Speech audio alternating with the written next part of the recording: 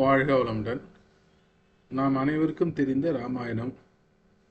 ராமாயணத்தில் பார்த்தீங்கன்னா ராவணன் சீதையை கடத்திட்டு போகிறாரு.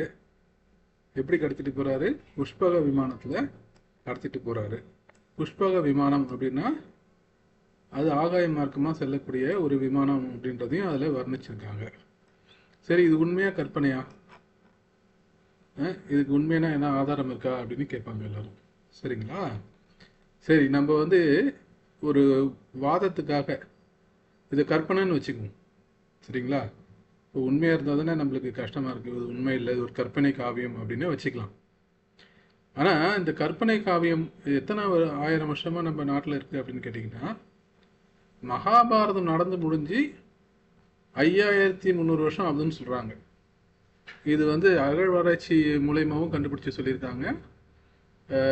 இந்திய தொல்லியல் துறையில் பணியாற்றி ஓய்வு பெற்ற விஞ்ஞானி யூடியூப்பில் வீடியோ போட்டிருக்காரு. அவங்க கார்பன் டேட்டிங்லாம் செஞ்சு பார்த்து குருச்சேத்திரம்ன்ற ஊரில் அந்த காலத்து பயன்படுத்தல கத்திகள்லாம் கிடச்சிருக்கு, போர் ஆயுதங்கள்லாம் கிடச்சிருக்கு. அதில் இந்த நியூக்ளியர் ரேடியேஷன்லாம் இருந்திருக்கு. அதுதான் பிரம்மாஸ்திரம் அப்படின்னு சொல்லி அவர் வீடியோலாம் போட்டிருக்காரு. நீங்கள் யூடியூப்பில் செக் பண்ணி பாருங்கள். மகாபாரதம் உண்மையா அப்படின்றது செக் பண்ணி பாருங்கள். ஸோ எதுக்காக சொல்ல வரேன்னா, மகாபாரதம் நடந்து 5000 வருஷம் ஆகுதுன்னு சொல்கிறாங்க.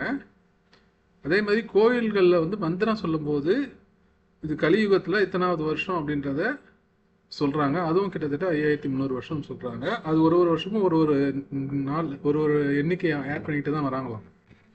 அது கோயிலில் மந்திரம் சொல்கிறவங்களுக்கு தெரியும். அதை பற்றியும் விளக்கம் பார்த்தோம். இது எதுக்காக சொல்கிறேன்னா, மகாபாரதத்தில் ராமாயண கதை வருது. மகாபாரதத்தில் தர்மர் காட்டில் இருக்கும்போது அவருக்கு பல கதைகள் சொல்கிறாங்க. அதில் ஒரு கதை ராமாயண கதை. அப்போ ராமாயணம் என்பது அதுக்கு முன்னாடி நடந்த கதை. அப்போ குறைஞ்சபட்சம் ஒரு 5000 வருஷமாக இந்த மண்ணில் ராமாயண கதை இருந்திருக்கு. சரி, இப்போ இது கற்பனைன்னு சொல்கிறோம் இல்லைங்களா? அந்த கற்பனை கதைன்னு சொல்கிறோம் இல்லையா?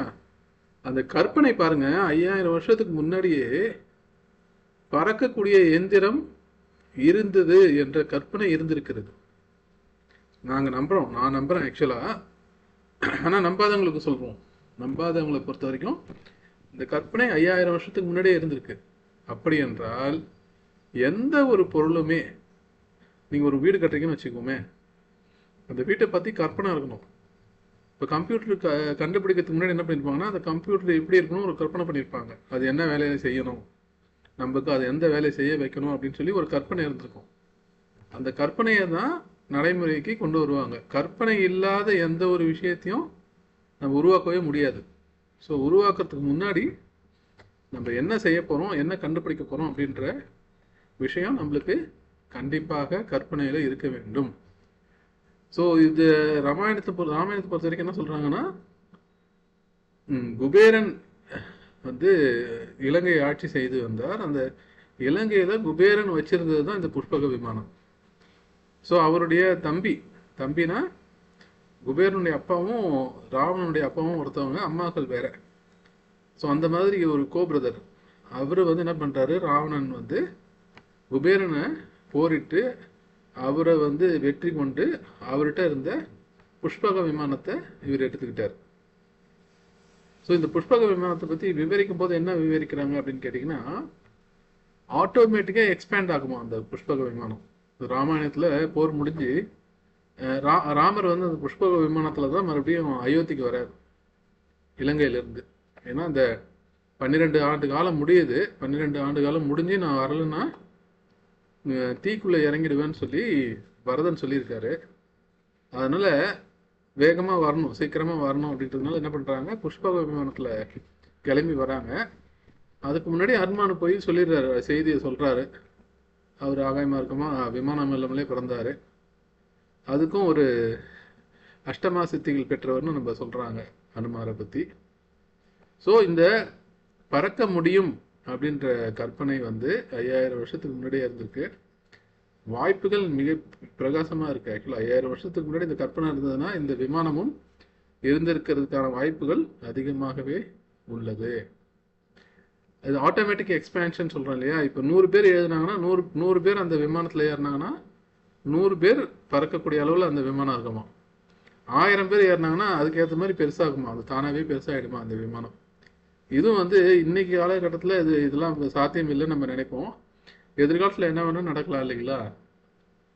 முதல்ல விமானத்தை கண்டுபிடிக்கும் போது எல்லாரும் வந்து பைத்தியக்காரன்னு நினைச்சாங்களாம், இதெல்லாம் பறக்க முடியாதுன்னு நினைச்சாங்களாம். அதையும் மீறி தான் 2 பேர் கண்டுபிடிச்சாங்க. அது ஒரு 150 வருஷத்துக்கு முன்னாடி. பட் நம்ம வந்து 5000 வருஷத்துக்கு முன்னாடியே இந்த விமானத்தை பயன்படுத்தினதுக்கான வாய்ப்பெல்லாம் இருக்குது, கற்பனையெல்லாம் இருக்குதுன்னு வச்சுக்குவோம். சரி, அப்படின்னா இப்போ என்ன ஆச்சு அந்த விமானம் அப்படின்னு கேட்டிங்கன்னா, இது வந்து உலகங்கள், பல்வேறு உலகங்கள் இருக்குது, 14 உலகங்கள் இருக்குது. வெவ்வேறு அதில் ஒரு உலகம் தான் நம்ம பூமி. ஸோ பல்வேறு உலகங்கள் இருக்கிறது இல்லைங்களா? இது வேறு உலகத்துக்கு, ஐ மீன் தேவர் உலகம் இல்லை கந்தர்வர்கள் உலகம், இந்த மாதிரி வேறு உலகத்துக்கு இந்த விமானங்கள் சென்று இருக்கலாம். மனித குலத்துக்கு தேவையான விஷயங்களை மனிதனே கண்டுபிடிச்சிக்குவான், மனிதனே உருவாக்கிக்குவான்றதுனால அந்த விமானம் இப்போதைக்கு அங்கே இல்லை என்பது என்னுடைய கற்பனையாக கூட இருக்கலாம். இது வந்து ஒரு கற்பனையாக கூட இருக்கலாம். ஆனால் யோசிச்சு பாருங்க, ஒரு அற்புதமான கற்பனை.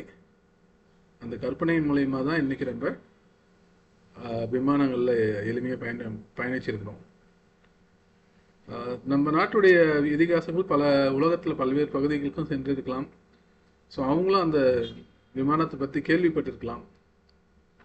அதனுடைய உத்வேகத்தில் அவங்க இந்த விமானத்தை கண்டுபிடித்திருக்கலாம். நன்றி, வாழ்க வளமுடன்.